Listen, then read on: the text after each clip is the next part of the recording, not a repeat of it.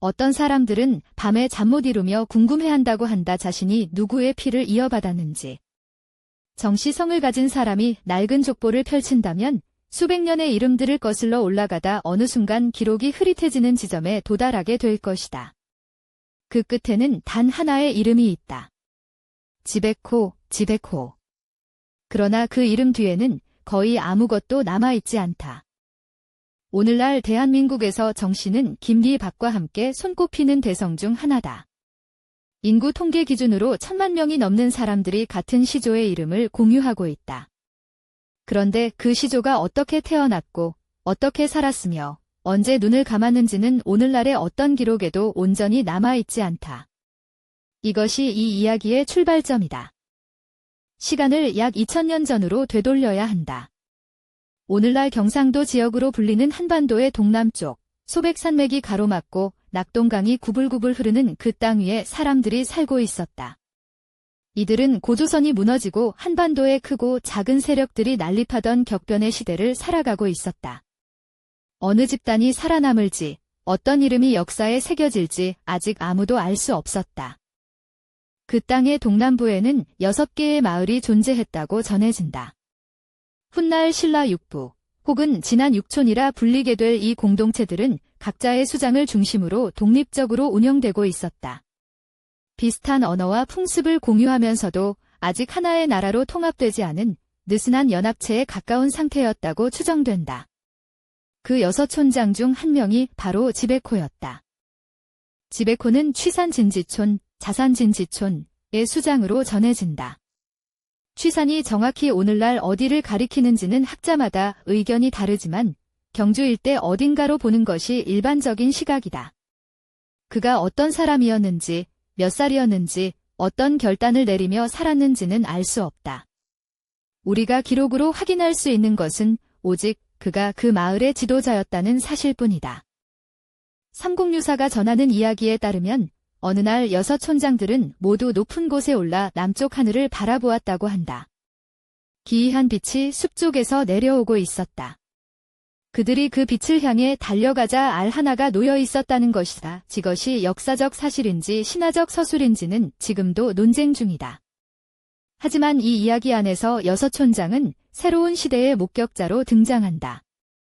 그 알에서 나온 아이가 훗날 신라의 시조 박혁거세가 되었다고 기록은 전한다. 이것이 신화적 상상인지 아니면 실제 역사적 사건을 신화의 언어로 표현한 것인지는 오늘날에도 학계에서 논의가 이어지고 있다.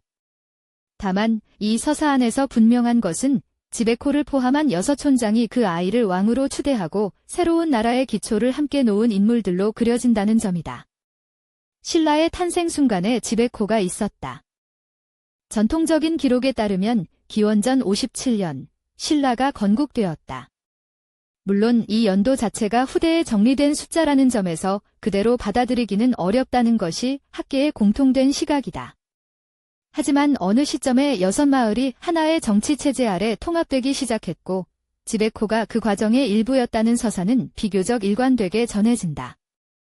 역사의 어느 틈새에서 이 남자는 나라 하나가 만들어지는 순간을 함께 살았다. 건국 이후 지베코의 후손들에게는 정이라는 성이 내려졌다고 전해진다. 신라 유리왕 시기에 6촌을 개편하면서 각 촌장 계통의 성씨를 하사했다는 내용이 삼국사기와 삼국유사에 모두 등장한다. 이것이 오늘날 한국 정씨 전체의 기원으로 여겨지는 순간이다. 먹으로 쓴 한 글자가 그 뒤로 이어질 모든 이름들의 출발점이 되었다. 그렇다면 지베코를 알 수 있는 자료는 무엇이 있을까? 현재 남아있는 가장 오래된 한국 역사서는 12세기에 편찬된 삼국사기와 13세기의 삼국유사다. 두 책 모두 지베코의 이름을 언급하고 있다. 그러나 그에 대한 서술은 극히 짧아서 취산 진지촌의 촌장이라는 직함과 정씨성의 시조라는 사실 외에는 사실상 더 이상의 정보가 없다. 문제는 이 기록들이 지베코가 살았다고 추정되는 시기로부터 최소 1000년 이상 지난 뒤에 작성되었다는 점이다. 그 사이에 어떤 구전이 이어졌고 어떤 기억이 지워지거나 덧씌워졌는지는 확인할 방법이 없다. 삼국사기와 삼국유사는 당대의 생생한 기록이 아니라 훨씬 나중에 편찬된 역사의 재구성이다.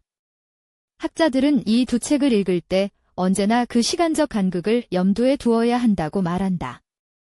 문헌 바깥에서 단서를 찾으려는 시도도 있었다. 경주 일대에서는 신라 초기로 추정되는 유물들이 꾸준히 발굴되어 왔으며 여러 공동체가 점진적으로 통합되는 과정을 보여주는 흔적들이 포함되어 있다. 하지만 고고학적 증거는 여서촌이라는 집단의 존재를 간접적으로 뒷받침하는 맥락을 제공할 뿐 지베코라는 특정 개인의 실존을 확증하는 데까지는 이르지 못한다. 그의 이름은 흙 속에서 발견되지 않았다. 이쯤에서 가장 먼저 떠오르는 가설은 가장 단순한 것이다. 지베코는 실제로 존재했던 역사적 인물이라는 것. 기원전 1세기경 한반도에 소규모 공동체들이 있었고 그중 하나를 이끌었던 수장이 있었으며 그가 신라 건국 과정에 참여하고 그 후손들이 정씨라는 성을 받았다는 서사가 본질적으로 역사적 사실을 반영한다는 가설이다. 이 시각에서 보면 기록의 빈약함은 그저 긴 시간의 문제일 뿐이다. 하지만 이 가설은 몇 가지 질문 앞에서 흔들린다.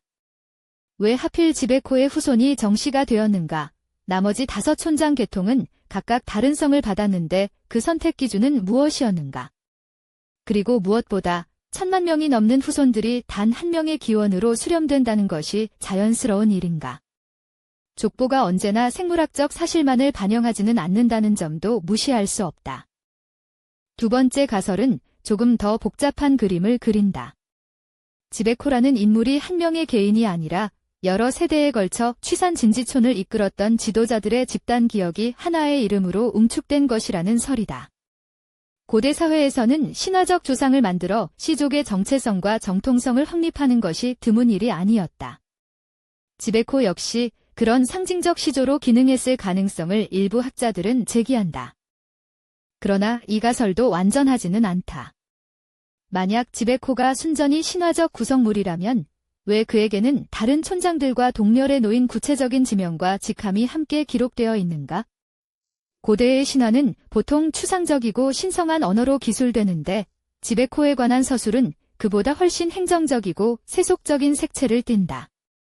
그것이 오히려 어느 정도의 역사성을 암시하는 것 아닐까? 학자들은 이 지점에서 의견이 나뉜다.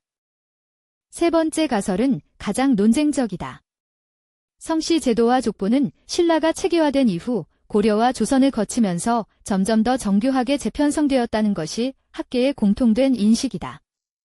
후대의 왕조들이 정치적 사회적 필요에 따라 성씨의 기원을 소급 적용하거나 재구성했을 가능성이 있다는 것이다. 이 시각에서 보면 지베코는 실제했을 수도 있지만 오늘날 우리가 알고 있는 정씨 시조라는 역할은 상당 부분 후대 편찬의 산물일 수 있다. 그래서 결국 지베코는 누구였는가? 세 가지 가설 중 어느 것도 그를 온전히 설명하지 못한다. 기원전 1세기에 어느 땅에 어떤 사람이 있었다. 그것이 우리가 지금 확실하게 말할 수 있는 거의 전부다. 1000만 명의 이름이 그를 가리키고 있지만 그 손가락들이 모이는 지점에는 여전히 안개가 자욱하다. 당신이 정씨라면 혹은 자신의 뿌리를 한 번이라도 궁금해한 적이 있다면 지금 이 순간 그 물음이 더 크게 들릴지도 모른다.